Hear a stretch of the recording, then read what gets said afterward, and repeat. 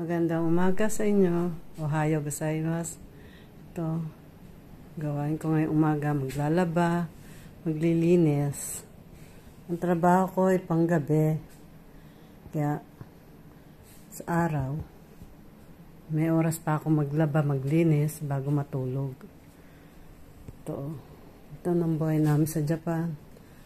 Ito yung mga halaman ko. Ayan po. Marami pong gagawin. Ito naman yung orange sa labas. May tanim kaming orange. Ayan. Kaya lang, green pa siya.